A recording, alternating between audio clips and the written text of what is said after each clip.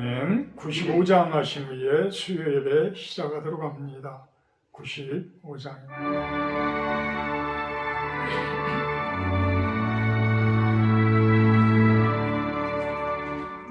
나의 기쁨 나의 소망 되시며 나의 생명이 되신 주 한나 불러서 찬송을 드려도 늘 아신 마음 뿐이세. 나의 사모하는 소망 목자는 어느 꽃다운 동산이 양의 우리가 늘 함께 가셔서 기쁨을 함께 하실까. 길도 없이 거친 넓은 들에서 갈 길 못 찾아 애쓰며 이리저리 헤매는 내 모양 저 원수처럼 하노라. 주의 자비로 얻고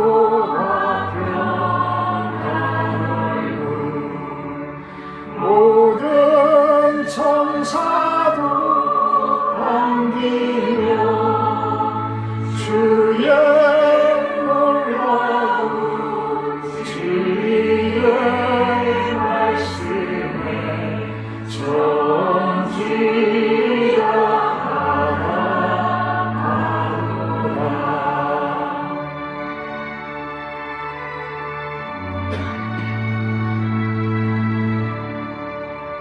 나의 진정 사모하는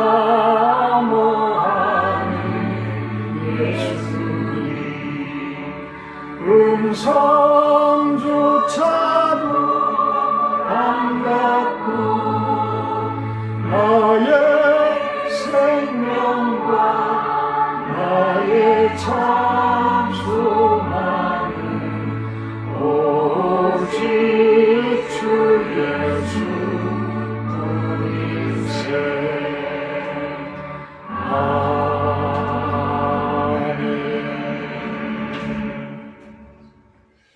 다같이 사도신경 하심으로 신앙 고백하도록 합니다. 나는 전능하신 아버지 하나님 천지의 창조주를 믿습니다. 나는 그의 유일하신 아들 우리 주 예수 그리스도를 믿습니다.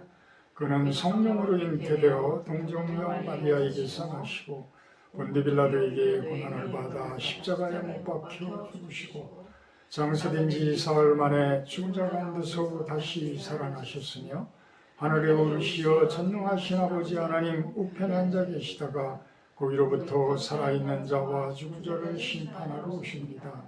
나는 성령을 믿으며 거룩한 공교회와 성도의 교제와 죄를 용서받는 것과 몸의 부활과 영생을 믿습니다. 아멘. 17장 찬송하신 후에 구정신 사모님 기도해 주십니다. 17장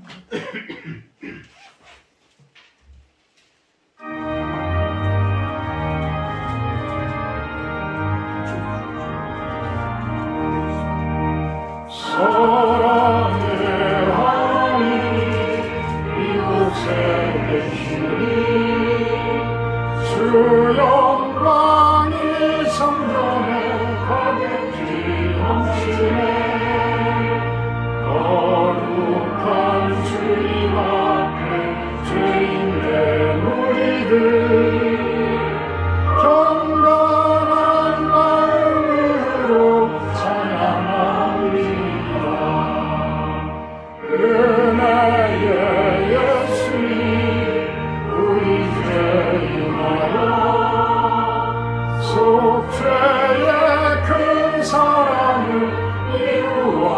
주셔서 율법의 원에서 해방해 주시니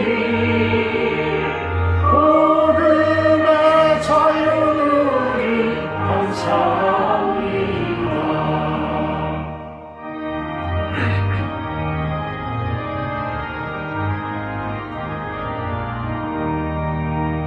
의로의 성령님 우리의 마음에 늘 함께 계시오니 큰 힘이 됩니다. 슬픔도 두려움도 못 느끼니 이 세상 끝날까지 함께하소서.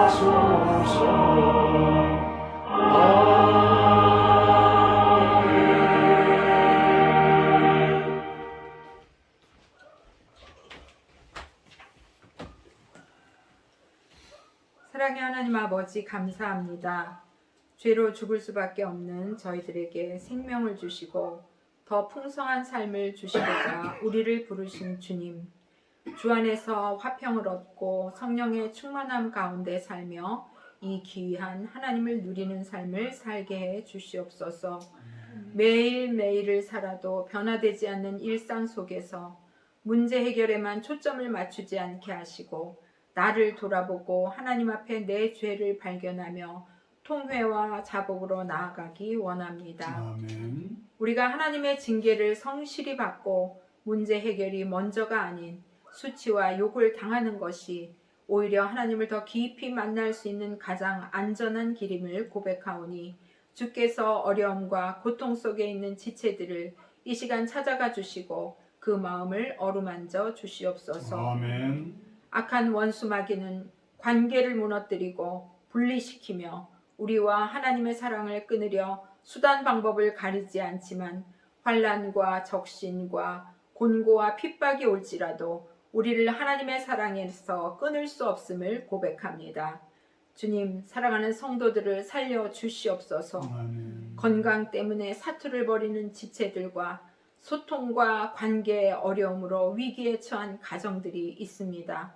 성령 하나님, 그들의 연약함과 모든 죄악과 우상을 섬김에서 깨끗게 하시고 회복의 은혜를 주시옵소서. 아멘. 실로원 교회를 사랑하시는 주님, 교회가 만민이 기도하는 집이라 말씀하시오니 이전이 기도와 말씀과 성령의 충만으로 가득 채워지게 하시고 많은 지체들이 함께하는 회복의 공동체가 되어질 수 있기를 간절히 기도합니다. 아멘. 이 시간 나라와 민족을 위해 기도합니다. 10월 27일 이 나라 전 교회가 합심하여 이 땅의 근간을 흔들고 하나님을 대적하는 악법들이 세워짐을 막기 위해 연합 기도회를 합니다. 현장에서와 영상으로 예배하는 그 자리에 믿는 모두가 참여하여 이 나라와 이 민족, 특히 자라나는 다음 세대에게 혼란과 죄악을 심어주려는 악한 사단의 괴계를 대적하게 하셔서 이 나라가 동방의 예루살렘으로 순교자의 피가 흐르는 땅으로 그 피가 헛되이 돌아가지 않도록 지켜 주시옵소서. 아멘. 지금 당장 우리에게 아무 일이 일어나지 않는다고 남의 일처럼 여기지 않게 하시고 하나님을 믿는 자로 마음과 뜻을 다해 모두가 동참하여 홍수처럼 밀려오는 악한 세력을 연합하여 기도로 막아내게 해 주시옵소서. 아멘. 오늘도 단위에 서신 목사님께 모세의 영을 주셔서 성도를 목숨같이 사랑하게 하시고 성령 충만, 말씀 충만, 기도 충만으로 주의 복음이 선포되어지기를 간절히 기도합니다. 아멘. 말씀과 예배를 통해 하나님을 만나게 하시고 하나님을 보이실 것을 믿으며 예수 그리스도 이름으로 기도합니다. 아멘.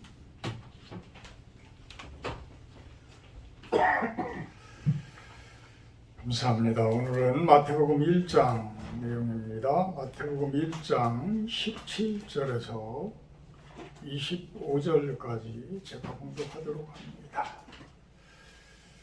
마태복음 1장 17절에서 25절까지입니다. 그런즉 모든 대수가 아브라함부터 다윗까지 연례되어 다윗부터 바벨론으로 사로잡혀갈 때까지 연례되어 바벨론으로 사로잡혀간 후부터 그리스도까지 연례되더라.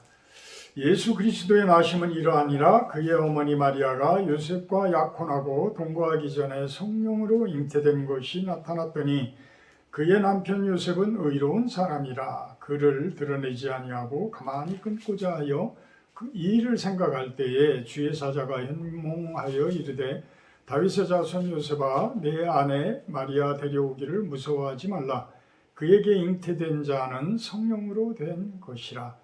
아들을 낳으리니 이름을 예수라 하라. 이는 그가 자기 백성을 그들의 죄에서 구원할 자이심이라 하니라. 이 모든 일이 된 것은 주께서 선지자로 하신 말씀을 이루려 하심이니 이르시되 보라, 처녀가 잉태하여 아들을 낳을 것이요 그의 이름은 임마누엘이라 하리라 하셨으니 이를 번역한즉 하나님이 우리와 함께 계시다 함이라. 요셉이 잠에서 깨어 일어나 주의 사자의 분부대로 행하여 그의 아내를 데려왔으나 아들을 낳기까지 동침하지 아니하더니 낳음의 이름을 예수라 하니라. 아멘. 오늘 말씀 제목은 내 안에 탄생한 예수님, 이렇게 한번 정해봤어요. 내 안에 탄생한 예수님.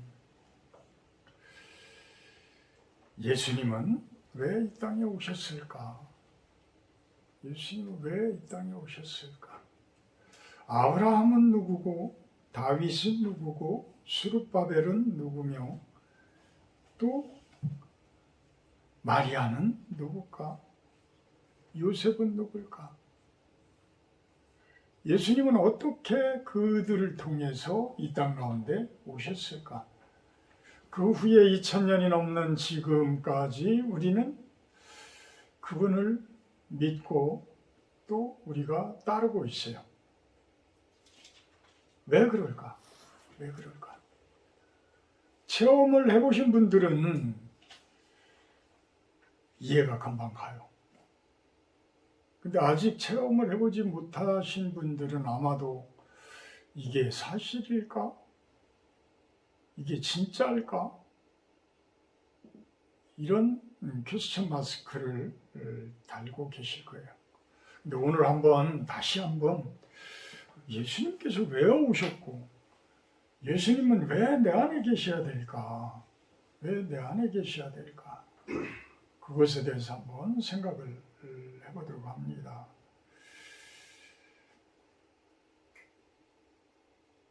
아브라함, 창세기 우리 12장 1절 한번 볼까요?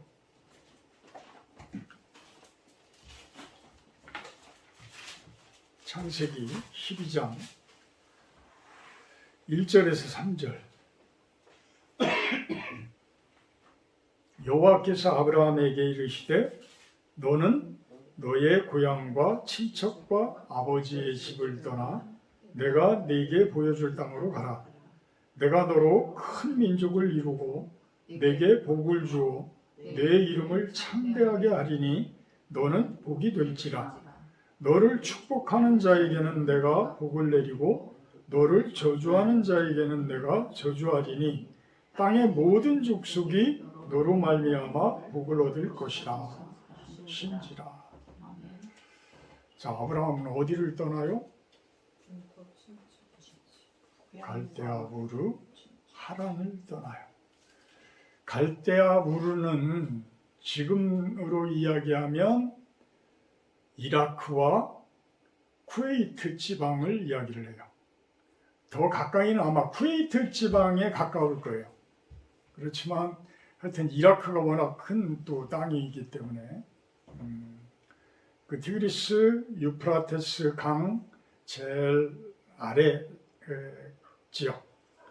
우리가 전 인류의 예전에는 4대 문명 발상지라고도 했었는데 지금은 이제 5대 문명 발상지라고 이야기를 하죠. 가깝게는 우리 여기 중국의 황하강. 우리가 그래가지고 서해를 황해라고도 하죠. 그 황하강에서 내려오는 뭐라 그래요? 그 황토물이 이 서해 바다를 아주 그냥 뿌옇게 만들 정도로 그 정도로 강이 크고 또 그 위에서부터 내려오는 그 강 줄기가 엄청나게 큰 그런 강이죠. 그래서 대부분 강 하류 지방에 보게 되면 삼각주가 펼쳐져요.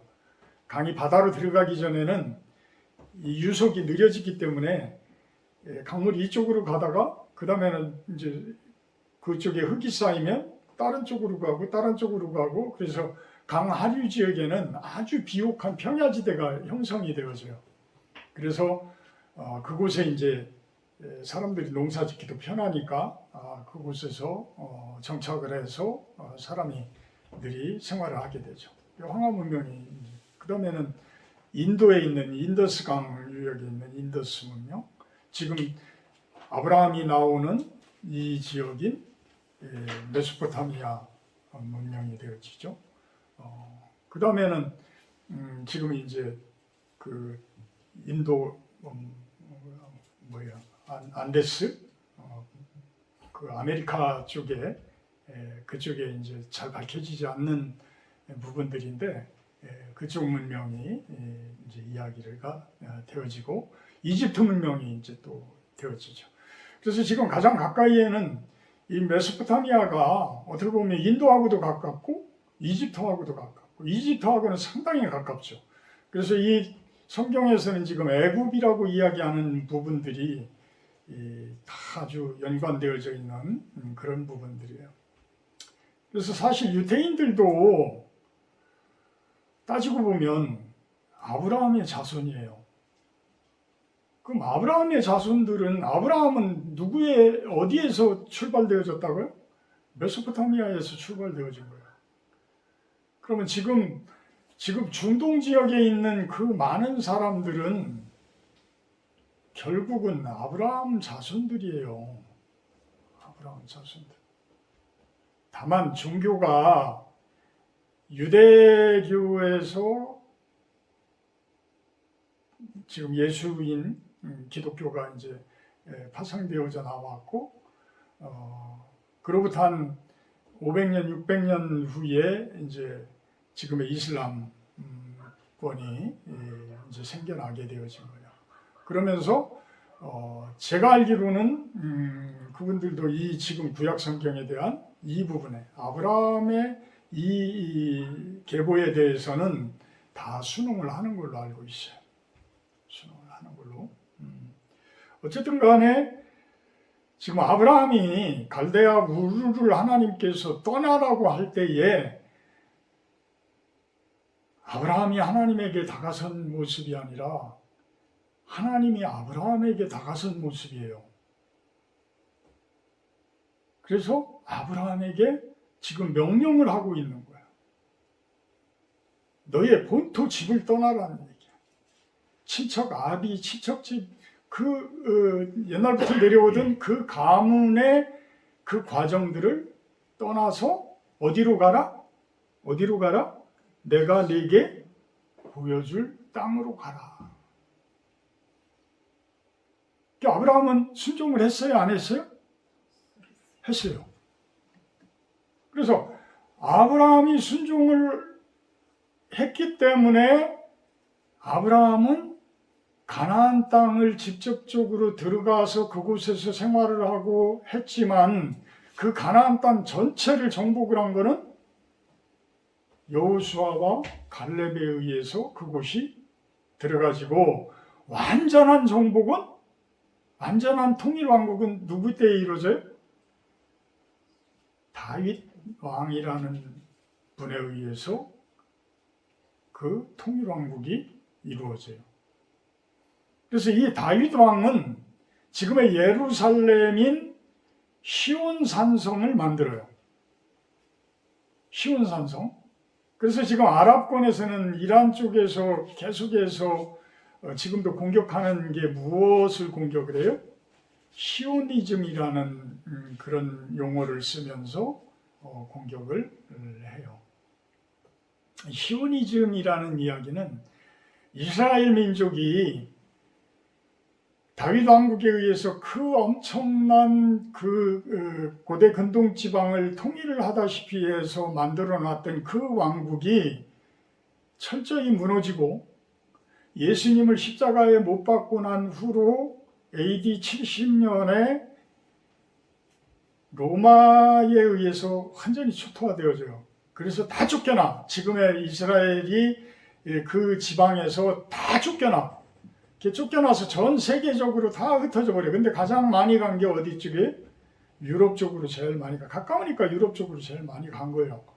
그래서 유럽 쪽에서 이 사람들이 고향도 잃어버리고 악착같이 하나님도 잊어버리고 이 모습으로 사니까 옛날에 바벨론 포로되어졌던 그때의 그 생각들이 너무나도 많은 거예요. 그때의 그 큰 아픔을 겪었었는데도 또 예수님을 죽이는 바람에 온 세계로 흐트러지는 그런 모습이 되어진 거예요. 그래서 유대인들은 돈을 엄청나게 벌어요. 유럽 쪽에서. 두 번의 제1차 세계대전, 2차 세계대전을 통해서 그들은 벌은 돈들을 가지고 영국이나 미국이나 이 정치적인 이 부분들의 큰 로비 활동들을 해요. 그래서 전쟁 자금을, 영국 같은 경우에 전쟁 자금을 유대인들이 그 비용을 대요. 그래서 지금의 이스라엘, 예루살렘 이곳으로 유대인들이 우리가 나라가 없으니까 나라를 세우자. 나라 없는 서름이 얼마나 커요. 그 나라를 세우자라는 그 마음들이 전 세계에 있는 유대인들에게 통일되어져 있어. 그 마음들이 바로 시오니즘이라고 하는 거예요. 시온 산성을 되찾자. 시오니즘이라는 그 마음들이 있는 거예요. 좋게 생각하면 엄청나게 좋은 거예요. 내 나라를 잃어버렸으니까 내 나라를 찾아야 되니까. 내 나라를 찾아야 돼.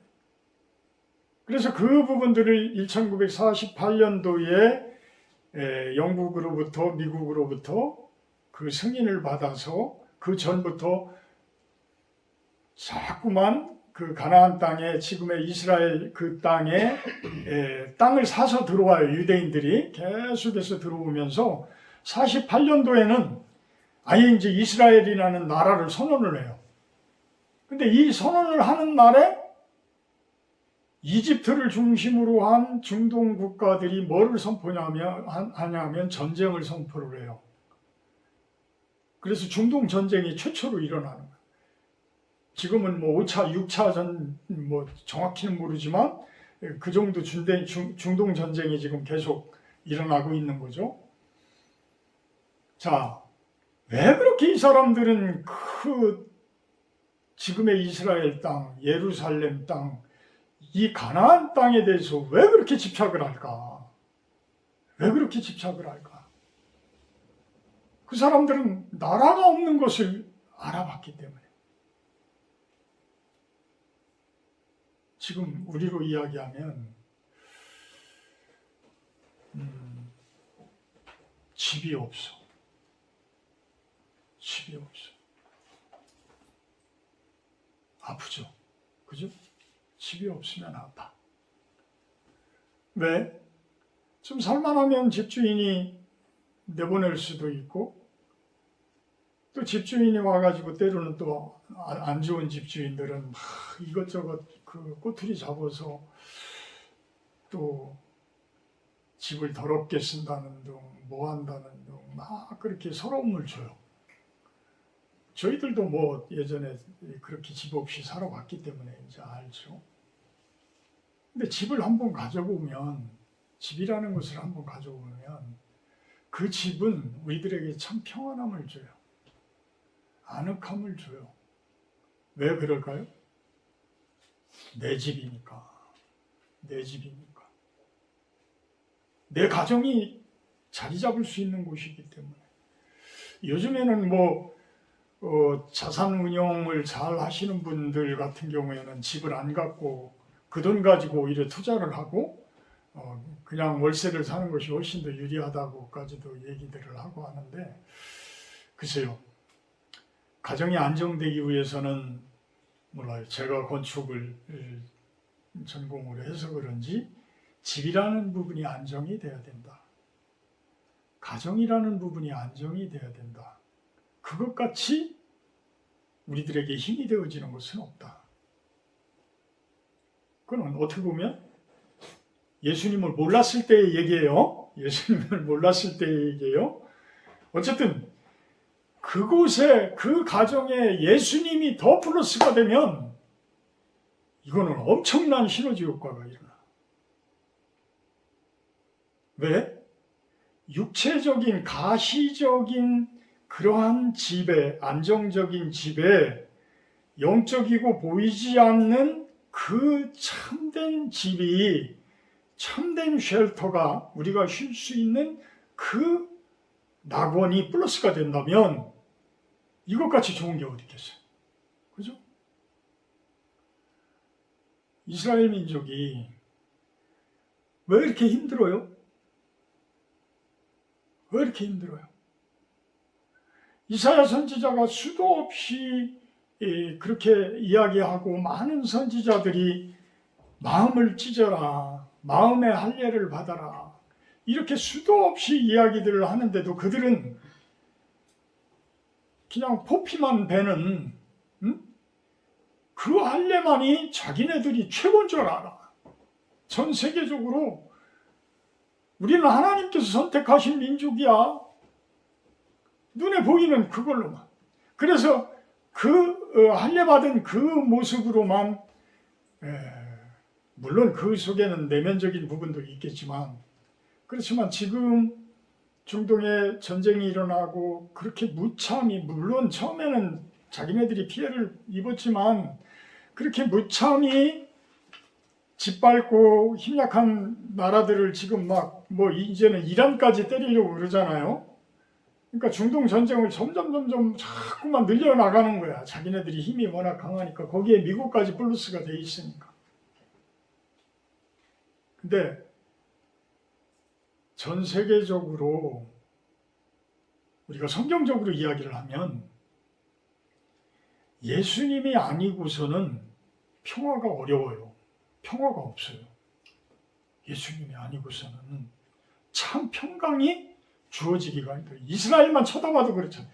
이스라엘 사람들이 예수님을 영접했다면 지금 같은 모양은 아니에요. 이스라엘이 오히려 그 주변 국가들, 그 가자 지구나 웨스트뱅크나 이 바레인이나 주변 나라들을 그렇게 핍박하지를 않아요. 예수님은 핍박하지 말라고 그러면 원수까지도 사랑하라고 그러잖아요. 끌어안으라고 그래요. 제일 큰 계명이 사랑하라고 그러잖아요. 그럼 이스라엘이 그렇게 무참히 지금 죽이고 살생하고 하는 게 사랑하는 건가요? 사랑의 법을 실천하고 있나요? 아니에요. 레위기 19장 18절에 내 이웃을 내 몸과 같이 사랑하라라고 분명히 나와 있어요. 그런데도 그들이 못해. 예수님을 못 받아들였기 때문에. 예수님을 받아들인다는 이야기는 내 안에 받아들이는 거예요. 내 내면에 받아들이는 거예요. 겉으로 받아들이는 게 아니에요. 겉으로 하는 것이 아니에요. 예수님께서는 요한복음에 보게 되면 하늘에 오르기 전에 우리들에게 누구를 주셨어요? 성령을 주셨어요. 성령을 받으라. 그러면서 가셨어요. 이 성령은 무엇이냐 하면 우리 안에, 내 마음 안에, 내 육신 안에 들어와서 씨앗이 되어져서 그 사랑의 씨앗이 발화되어지고 장성한 나무가 되어지고 창대한 나무가 되어져서 사랑의 그늘을 만드는 거예요. 사랑의 나무가 되어지는 거예요. 그 정도에 따라서, 우리의 믿음의 정도에 따라서 그 나무의 상태가 아직도 가짜라는 연약한 어떤 풀한 포기 같은 모습인지, 아니면은 그래도 좀 큰 모습인지, 아니면 믿음이 진짜 좋아서 창대한 나무가 되어져서 그곳에 와서 많은 사람들이 참 평안을 누리고 사랑을 얻고 따뜻함을 받고 이런 모습일지. 자, 예수님이 탄생하는 것은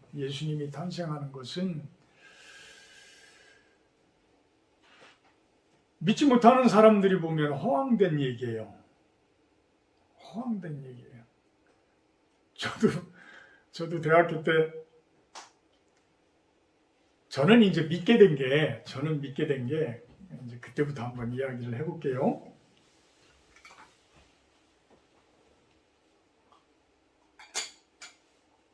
고등학교 1학년 때인가 뭔가를 이렇게 책을 보고 그랬던 것 같아요. 그런데 그때에 갑자기 교회를 가고 싶은 마음이 생기는 거야. 내가 교회를 한번 가보면 어떨까?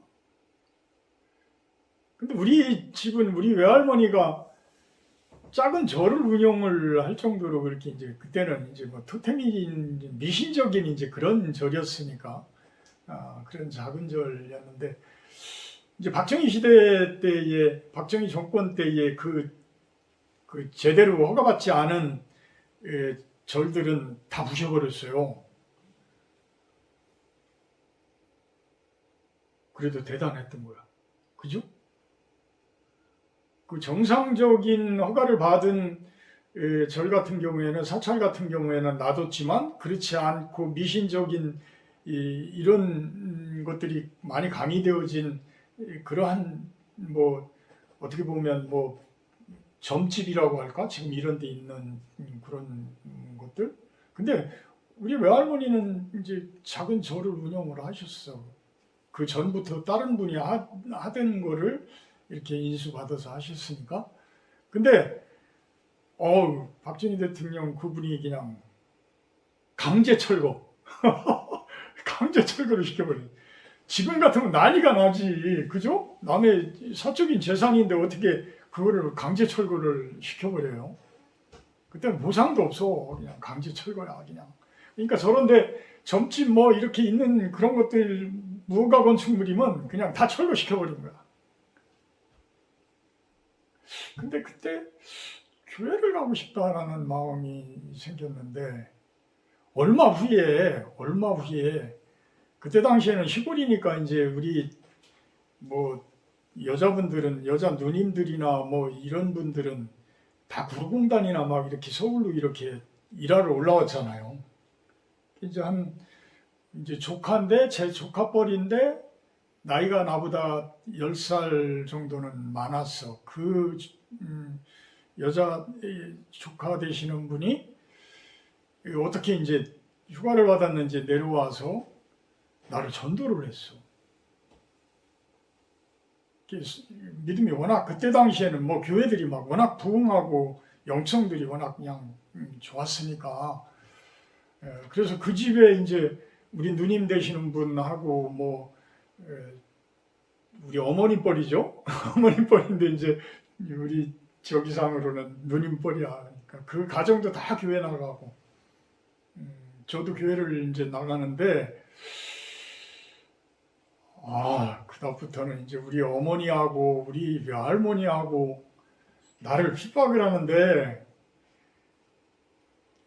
심지어는 제가 교회에 간다는 것을 알고 교회까지 온 거예요. 그래서 내가 중간에 교회를 못 들어가고 내가 딴 데 길로 빠져버렸는데 우리 어머니는 그렇게 성깔이 있으셨어. 그 교회를 둘러엎었어. 가셔서 지금은 신탄진 제1장로교회 그 당시에 교회가 큰 교파별로 한 개씩 있었어요. 그래서 제1장로교회, 그리스도교회, 침례교회, 감리교회 이렇게 4개의 큰 교회가 있었는데 그 중에 이제 장로교회에 다녔었는데 그래도 이미 내 마음속에 와 있는 그 하나님의 씨앗은 성령의 씨앗은 뽑히지가 않는 거야. 빠져나가지가 않아. 이게 내 안에 심겨졌지만 뭐예요? 우리 외할머니의 그 모습, 대대손손이 내려온 모습들이에요. 나를 핍박하는 나를 핍박하는 게 아니라 내 안에 있는 그 작은 성령의 씨앗을 핍박하는 거죠. 무엇들이 핍박을 해요? 대대손손이 아담과 하와가 선악과를 따먹는 그 잘못을 함으로 인해서 생겨난 그 유전인자가 대대손손이 내려온 거예요. 제 안에도 지금도 있어요. 제 안에도 지금. 내가 육체가 있는 이상. 그것은 내 안에 있는 성령의 씨를 말리려고 해요. 근데 아주 작은 씨앗일 때는 금방 죽일 수가 있어요. 금방 죽일 수가 있어요. 근데 이게 점점 자라면 오히려 악한 세력들이 밀려나가게 돼 있는 거야. 내 안에 못 있게 되어지는 거야. 이 전쟁 상태니까 엄청나요. 그 내 안에서부터 출발되어지는 전쟁 상태가 내 가정으로, 내 집안으로 엄청나요. 또 내가 대학을 들어가고 사회에 나가고 이러면서 이제 어떤 사회적인 목표가 의식이 생길 거 아니에요. 내가 건축과를 들어갔으니까 건축 쪽에서 무슨 큰 건설회사를 한번 해보겠다는지 아니면 설계사무소를 아주 크게 해가지고 유명한 건축가가 한번 돼보겠다든지 뭐 이런 목표들이 있을 거 아니에요. 근데 그 목표들이 워낙 강해놓으면 이제 성령의 그 능력이 저 한귀퉁이로 밀려가. 그리고 내 안에는 내 욕심으로 가득 차죠. 내 탐욕으로 가득 채워져. 그것이 현실 속에서 어떤 자그마한 성공, 돈을 번다든지 뭐 내가 목표했던 것들이 이루어진다든지 이러면 그 시너지 효과가 확 뛰어 올라가지고 이제 성령의 능력은 저기로 가버려. 세상 속에 푹 빠져가지고 그쪽으로 막 죽으라고 가요. 근데 결국은 가보면 끝에 가보면 아니야.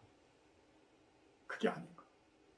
그래서 내 의도대로 내 욕심대로 내 지식만 가지고 나아갔던 것들이 나보다 훨씬 머리 좋은 사람들도 많고 그 중에서는 또 올무도 놓고 기다리는 사람, 나를 해코지하기 위해서 또 파놓은 함정, 별의별 것들 다 있죠. 가장 친한 사람들이 그런 모습으로 덤벼요. 심지어는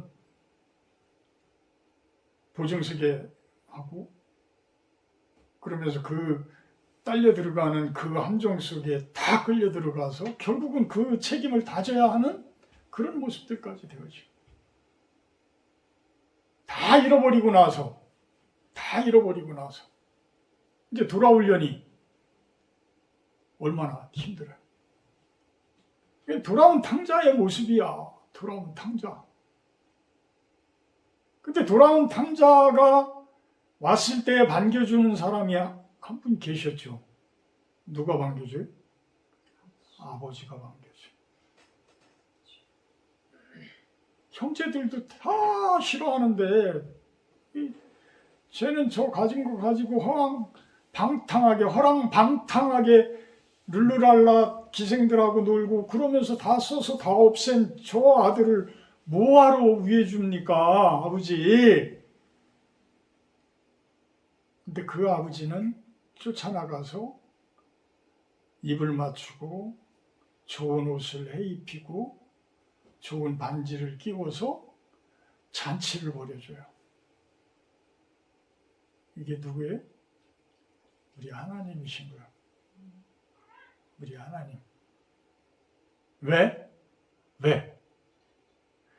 내 안에 성령님께서 계시기 때문에, 아직까지도. 그래도 성령 하나님께서 내 안에 계시기 때문에. 그래서 우리는 내 눈에서 눈물이 나와요. 예전에 잘못한 거에 대해서 회개를 해요. 그러면서 이제는 내 안에 있던 그 탐욕과 욕심들 이런 것들이 점점 힘을 잃고 성령의 능력이 점점 채워져서 그 능력으로 살게 되어져요. 자, 이스라엘 민족이 아브라함 때에 가나안 땅에 들어와서 힘이 없어요. 힘이 없어. 거기에 맨날 가물어가지고 뭐 먹을 게 없어. 그때 당시 갈대가 가장 먹이를 잘 구할 수 있는 곳이 어디예요? 애굽 땅이야. 이집트 땅이야. 그 이집트 땅에 누구를 보냈어요? 요셉을 먼저 보냈어요. 그래서 요셉이 총리가 되어지게 하고 그곳에서 터를 잡게 한 다음에 이스라엘 민족들이 그 안에 들어가서 거기서 뭐를 하게 해요? 돈을 벌게 해요. 부흥하게 해요. 그래서 그들이 모세에 의해서 나와서 가나안 땅을 이제 정복하고자 가게 되어지는데 뭐가 준비가 안 돼요?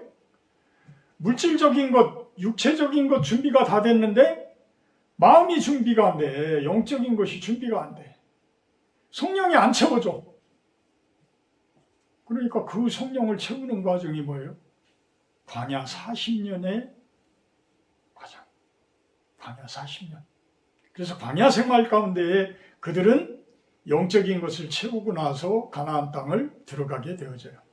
근데 이렇게 육체적인 모습으로, 육신적인 모습으로, 군사적인 모습으로 정복되어진 나라는 온전한 나라가 될 수가 없는 거예요.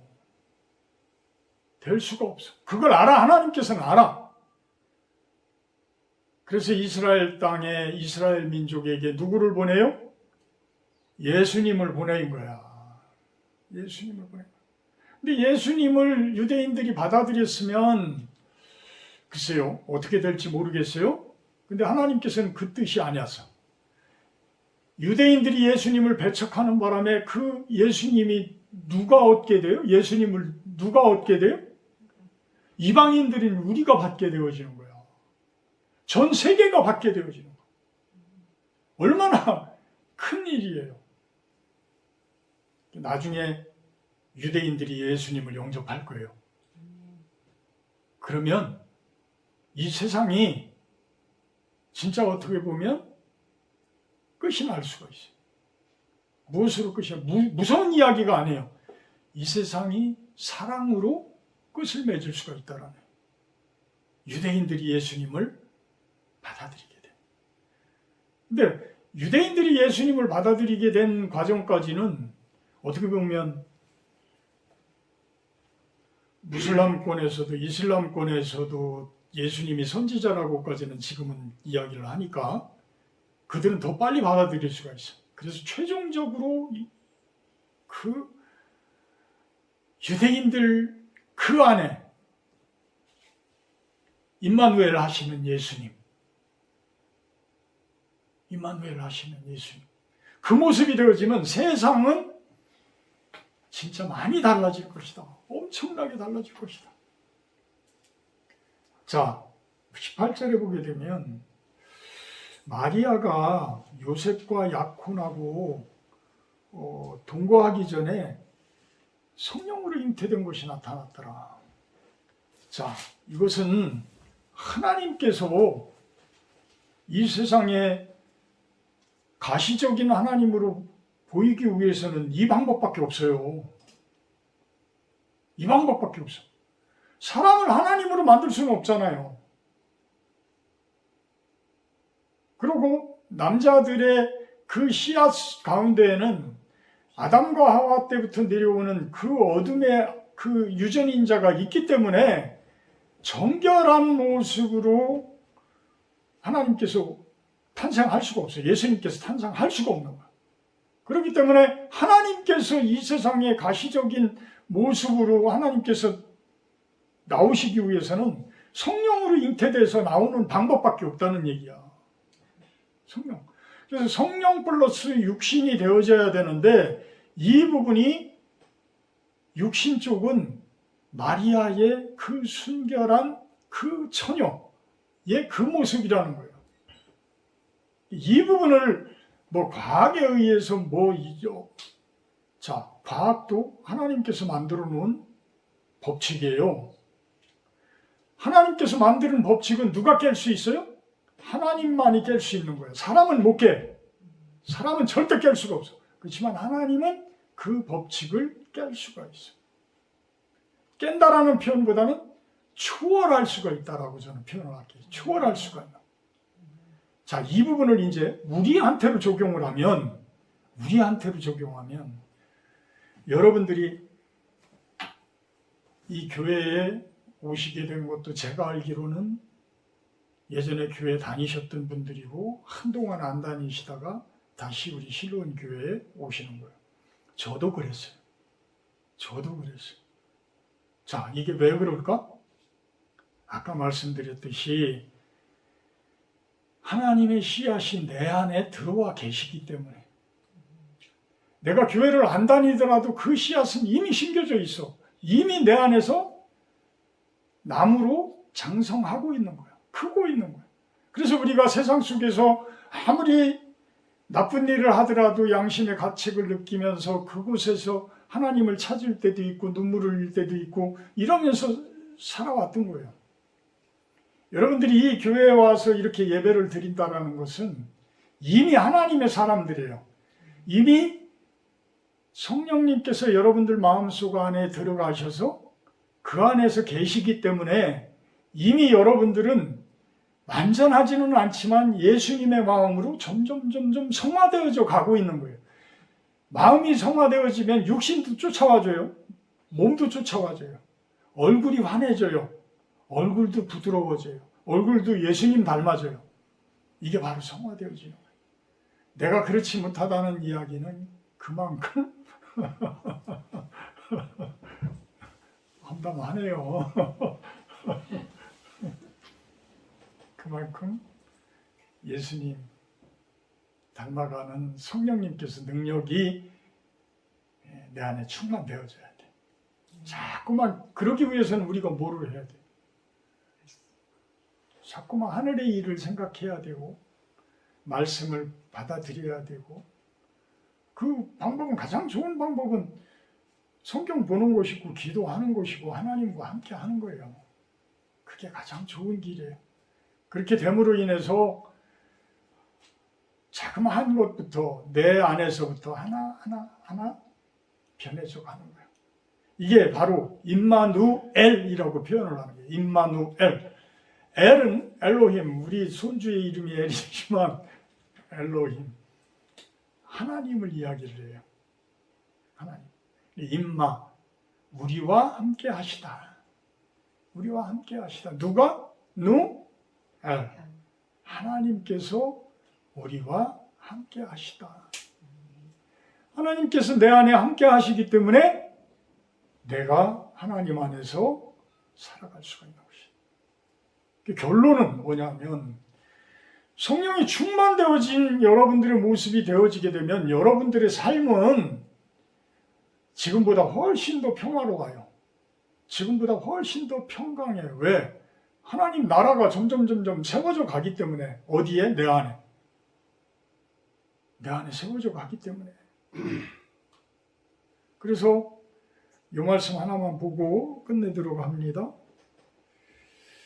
마태복음 6장 33절.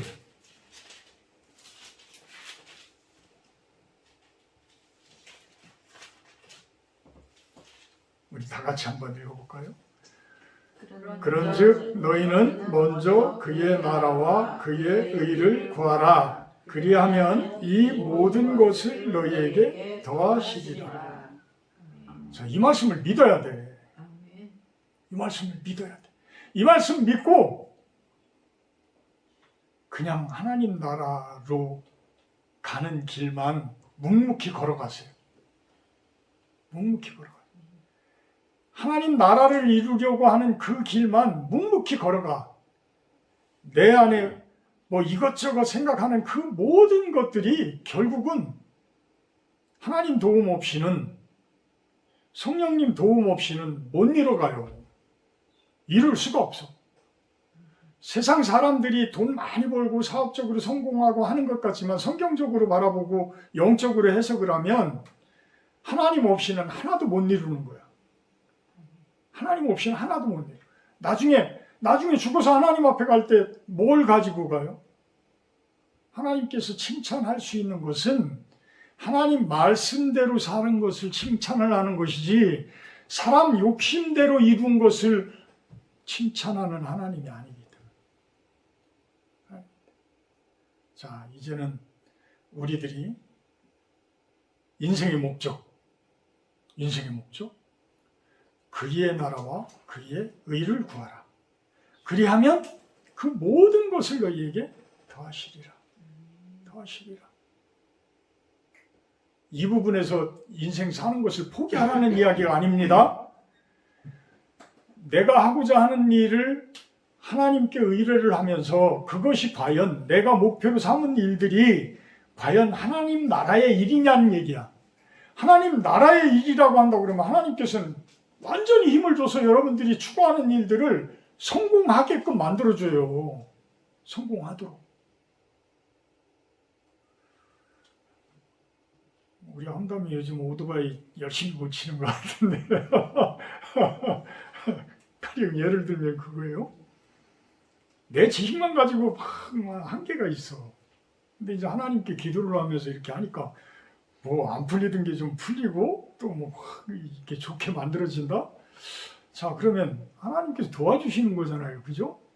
하나님께서 도와주시는 거야. 왜 도와주실까? 그 일이 하나님 나라의 일이기 때문에. 이 세상은 누구의 것이라고 그랬어요? 하나님의 것이에요. 하나님께서는 이 세상을 포기해요? 안 해요. 여러분들은 이 세상 가운데서 열심히 해주기를 바래. 경작하고 지키라라는 이야기를 했잖아요. 에덴 동산에서도 경작하고 지키라고 했는데 이 하나님이 창조해 놓으신 이 세상 가운데서 열심히 경작하고 지키는 그 모습을 하나님께서는 도와주시고 힘을 주시는 거예요. 근데 우리가 잘못되어진 쪽으로 에너지를 쓰기 때문에 하나님께서는 못 도와주는 거예요. 어떤 면으로? 남들을 해코지하려고 그러고 남들을 하나님 나라에 들어가지 못할 것들을 많이 이야기하잖아요. 갈라디아서 5장 20절에서도 20절에서 21절 여기에서도 수도 없이 이야기야. 못된 것들, 내가 뭐 말로 표현하기도 참 어려운 것들, 이런 것들을 목표로 살아가는 사람들은 얻어맞을 수밖에 없는 거고, 그것은 하나님 나라를 오히려 전복시키려고 하는 거예요. 하나님 나라를 세워가는 모습이야. 근데 하나님께서는 여러분들이 하나님 나라를 세워가는 일을 하신다라고 한다 그러면 다 도와주셔. 다 도와주셔. 그래서 내가 무엇인가를 하고 싶을 때에 그 일이 과연 이 땅 가운데에 하나님 나라를 이루어가는 일인가? 이것부터 한번 생각을 해보는 모습이기를 주님의 이름으로 축복하고 축원합니다. 사랑의 하나님 감사합니다. 우리 실로원 교회에 우리 많은 분들은 아니지만 사랑으로 하나 되어져서 이렇게 예배하고 같이 기도하고 나눌 수 있게 하시는 것 감사를 드립니다. 하나님 나라를 위한 그러한 삶을 살아가게 하여 주시옵소서. 그 일들이 내 안에서부터 내 주변까지 온 나라, 온 지구상에 참된 예수님의 나라, 하나님의 나라가 세워지기를 소망합니다. 감사드리며 예수님의 이름으로 기도합나이다. 우리 104장 찬송하고 주기도문으로 마치도록 합니다.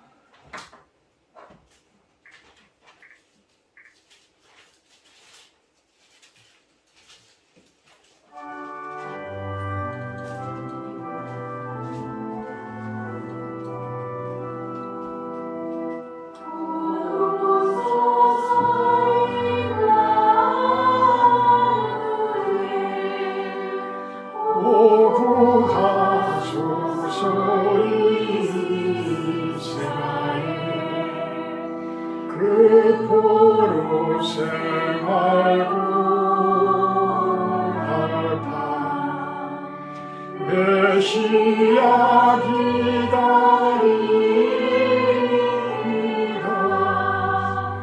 기뻐하라 이스라엘 곧 오시리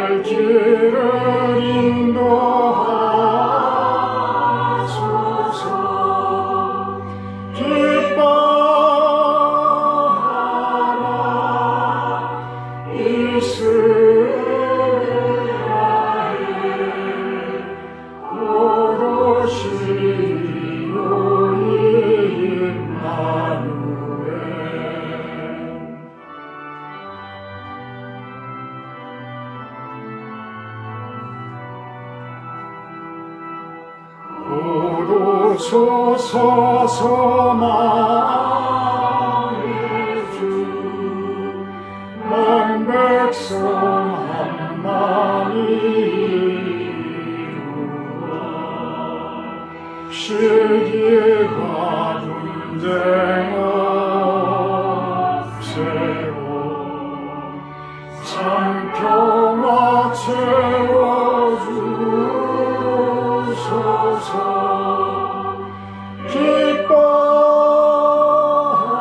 기뻐하라 이스라엘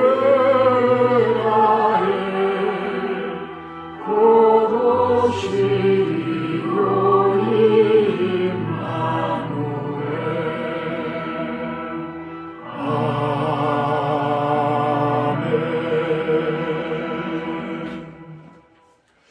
하늘에 계신 우리 아버지여, 이름이 거룩히 여김을 받으시오며 나라의 임하옵시며 뜻이 하늘에서 이룬 것 같이 땅에서도 이루어지이다. 오늘날 우리에게 일용할 양식을 주옵시고 우리가 우리에게 주지은 자를 사하여 준 것 같이 우리의 죄를 사하여 주옵시고 우리를 시험에 들게 하지 마옵시고 다만 악에서 구하옵소서. 그의 나라와 권세와 영광이 아버지께 영원히 있사옵나이다. 아멘.